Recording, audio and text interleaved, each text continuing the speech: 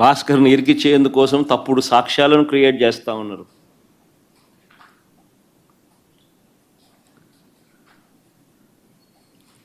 ఆశ్చర్యం కలిగించే విషయం ఏంటంటే భాస్కర్ గన్మెన్ను అంటే పోలీస్ కానిస్టేబుల్ను పిలిచి భాస్కర్కు వ్యతిరేకంగా లిక్కర్ స్కామ్ ఏదో ఉంది అని, ఆ లిక్కర్ స్కామ్లో తాను ఏదో ఇన్వాల్వ్ అయి ఉన్నాడని, ఆ లిక్కర్ స్కామ్లో తాను డబ్బులు ఏదో ఉన్నాయని కానిస్టేబుల్తో స్టేట్మెంట్ ఇప్పించుకునే ప్రయత్నం చేస్తే ఆ గన్మెన్ ఆ గన్మెన్ అంటే ఆ కానిస్టేబుల్ ఎవరైతే ఉన్నారో ఆ గన్మెన్ ఆ కానిస్టేబుల్ ఇలాంటి తప్పుడు స్టేట్మెంట్లు నేను ఇయ్యలేను అన్నందుకు తనను కొట్టి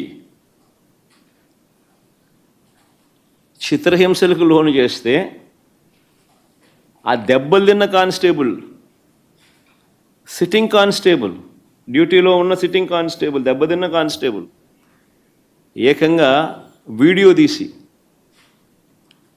తనకు తగిలిన దెబ్బలన్నీ చూపిస్తూ ఆ దెబ్బలను డిస్ప్లే చేస్తూ జరిగిన సంఘటన తాను చెబుతూ డీజీపీకి లేఖ రాసి గవర్నర్కు ప్రెసిడెంట్ ఆఫ్ ఇండియాకు లేఖలు పంపించినాడు.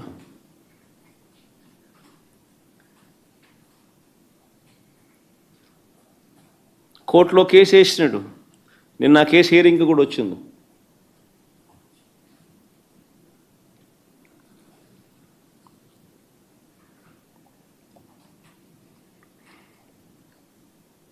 ఆశ్చర్యం కలిగించే విషయం ఇదంతా నిజంగా. చెవిరెడ్డి భాస్కర్ రెడ్డి పేరు సంవత్సరంగా ఎప్పుడు చూస్తూ ఉన్నాం. ఏ రోజు కూడా కనీసం ఎప్పుడు దీంట్లోకి ఎప్పుడు ఎవరు ప్రస్తావించిన కూడా లేదు. గతంలో కూడా ఎప్పుడు సడన్గా భాస్కర్ పేరు తీసుకొచ్చారు. ఇప్పుడు సడన్గా భాస్కర్ను ఇరికిచ్చేదానికోసం సడన్గా ఒక కొత్త క్యారెక్టర్ ఇంకొక కానిస్టేబుల్ ఉంది. గిరి అని ఇంకొకరిని తీసుకొచ్చినాడు. అంటే ఒకడు విన్నాడు, ఒకడు వినలా. గిరి అని ఇంకొక కానిస్టేబుల్ తీసుకొచ్చాడు.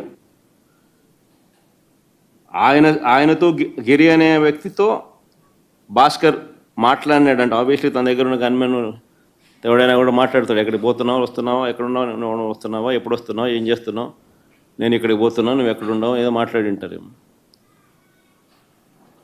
మామూలు సహజంగానే జరుగుతాయి. మన మాదిరి నా మాదిరి ఇంతమంది గన్మెన్ ఉండరు కాబట్టి, ఉండేది ఒకడికో ఇద్దరు ఒకడో ఉంటాడు కాబట్టి వీళ్ళు ఎక్కడికైనా పోయేటప్పుడు వీఐపీ పోయేటప్పుడు నువ్వు ఏడుండవు స్వామి, నువ్వు వస్తున్నావా, వస్తే ఇద్దరం కలిసిపోదామని చెప్పి మామూలు ఎవడైనా మాట్లాడుకుంటారు. నేను ఆశ్చర్యం చెప్పేది ఫోన్లో మాట్లాడిన ఎక్కువసార్లు ఫోన్లో మాట్లాడినారు. అంటే నీ డ్రైవర్తో కానీ నీ ఇంట్లో ఉన్న ఎవరితో ఉన్నా కానీ నువ్వు ఎక్కువసార్లు మాట్లాడితే చాలు. ఆ మనిషిని పిలుచుకొని రావడం, ఆ మనిషితో ప్రలోభాలు పెట్టడం, ఆ మనిషిని లేదా భయపెట్టడం, ఆ మనిషితో తప్పుడు స్టేట్మెంట్లు నీ ఇష్టం వచ్చినట్టుగా ఇప్పించడం, ఆ ఇప్పించిన స్టేట్మెంట్ ఆధారంగా ఈయనను అరెస్ట్ చేయడం. నిజంగా ఏం జరుగుతూ ఉంది ఇది?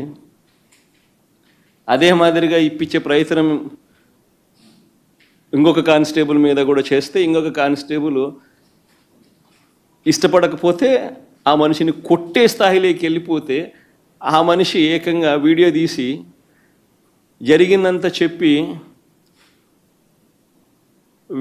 లెటర్ను ఏకంగా డీజీపీకి నుంచి ప్రెసిడెంట్ ఆఫ్ ది కంట్రీకి గవర్నర్కు లేఖ రాసి కోర్టులో కేసు వేసినాడు. అంటే ఈ మాదిరిగా ఇరికియాలనుకుంటే ఎవరు తట్టుకోగలుగుతారు? ఎవరినైనా ఇరికిచ్చేసేయచ్చు. Where is the end for it? ఆశ్చర్యం నిజంగా.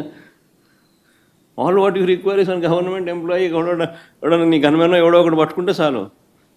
నెక్స్ట్ చంద్రబాబు నాయుడు దగ్గర, లోకేష్ దగ్గర పనిచేస్తాను గన్మెన్ ఒకటి దొరికితే చాలు. అది ఎట్ట గవర్నమెంట్లో ఎవడుంటే గవర్నమెంట్ కనుక అనుకూలంగా చెప్తారు. అంతేగా ఆ మనిషి ఆ మనిషి దగ్గర పనిచేస్తానంటే ఈ మనిషి ఆ మనిషి మీద వ్యతిరేకంగా చెప్పేస్తాడు. ఆ మనిషి ఆటోమేటిక్లీ ఆ మనిషి మీద నీ ఇష్టం వచ్చిన ఆరోపణ చేసేయచ్చు, మనిషిని ఎత్తుకొని వచ్చి జైల్లో పెట్టేసేయచ్చు. ఏంది ఇది? నిజంగా భాస్కర్కి జరిగిన పరిస్థితిని కానీ, లేకపోతే ఈ లిక్కర్ కేసులో జరుగుతూ ఉన్న దర్యాప్తు ప్రక్రియ కానీ, ఇవన్నీ కూడా చూస్తే నిజంగా సామాన్యుడు ఎవడు బతకలేడు. ఎవిడెన్సెస్ అనేటివి నువ్వు క్రియేట్ చేస్తూ ఉన్నావు, మ్యానుఫ్యాక్చర్ చేస్తూ ఉన్నావు. ఈ మాదిరిగా తప్పుడు సాంప్రదాయానికి నువ్వు నాంది పలుకుతే రేపు పొద్దున వ్యవస్థ బతుకుతుందా? నక్సలిజం అనేది ఇట్లాంటి దానిలో నుంచి పుడుతుంది. సామాన్యుడి మీద ఇట్లాంటి ఎవడన్నా ప్రదర్శిస్తేనే నక్సలిజం అనేది పుడుతుంది. నిజంగా రాష్ట్రాన్ని బిహార్ చేయడంలో ఎంతకన్నా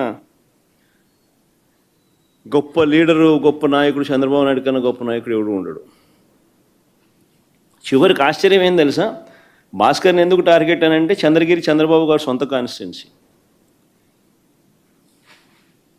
భాస్కర్ అనే వ్యక్తి కూడా కాదు, చివరికి భాస్కర్తో పాటు భాస్కర్ కొడుకును కూడా.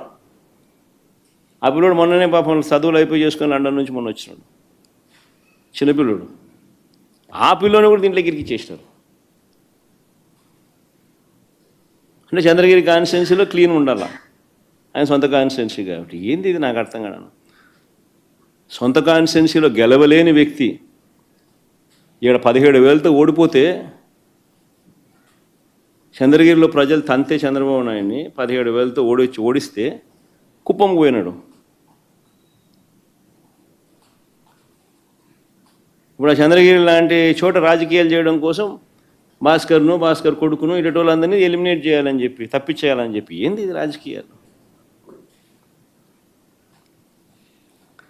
ఈ తప్పుడు కేసుల పరంపరలో ఇప్పటికే Pinnelli రామకృష్ణారెడ్డిని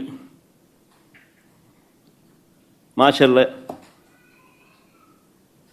2009 MLA, 2012 MLA, 2014 MLA, 2019 MLA, 4 సార్లు ఎమ్మెల్యే. 2024లో మొన్న ఒకసారి ఓడిపోయినాడు. ఆ కాన్స్టిట్యున్సీలో ఆజమాయిషీ కోసం పిన్నెల్లి రామకృష్ణారెడ్డిని తప్పుడు కేసుల్లో ఇరికిచ్చే కార్యక్రమం. నందిగాం సురేష్ను, ఎక్స్-ఎంపీ దళితుడు,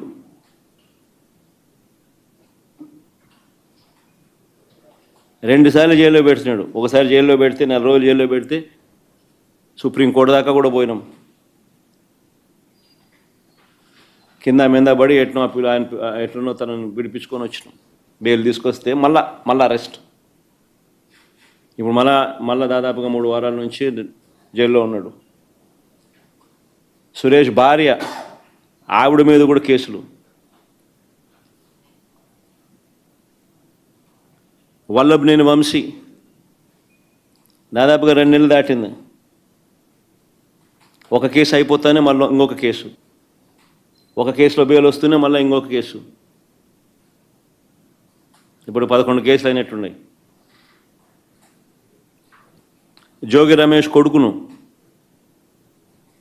కాకాని గోవర్ధన్ని, కృష్ణమోహన్